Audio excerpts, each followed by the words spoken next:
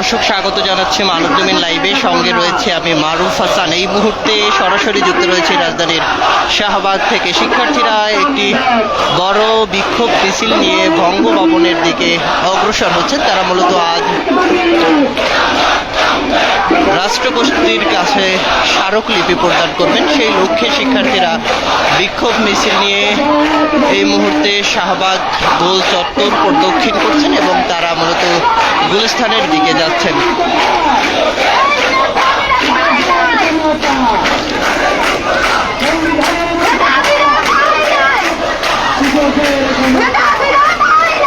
হাজার হাজার শিক্ষার্থী এই বিক্ষোভ মিছিলে অংশগ্রহণ করেছেন।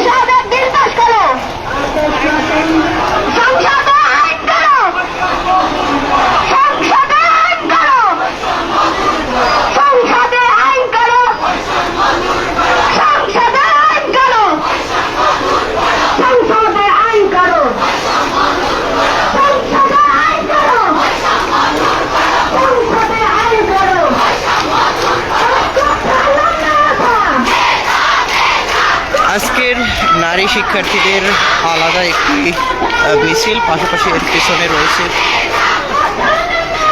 ছাত্রদের একটি মিছিল। মূলত আজকের এই বিক্ষোভ সমাবেশে ঢাকা বিশ্ববিদ্যালয় সহ ঢাকার অন্যান্য কলেজ, বেসরকারি বিশ্ববিদ্যালয়ের শিক্ষার্থীরা অংশগ্রহণ করেছেন। এছাড়া দেশের প্রতিটি জায়গা থেকে শিক্ষার্থীরা নিজ নিজ অবস্থানে থেকে বিভিন্ন কলেজ, বিশ্ববিদ্যালয় সহ নানা জায়গাতে বিক্ষোভ মিছিল শুরু করে।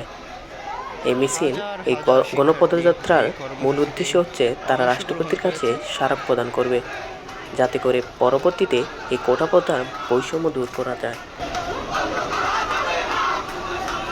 এতক্ষণ সাথে থাকার জন্য অসংখ্য ধন্যবাদ।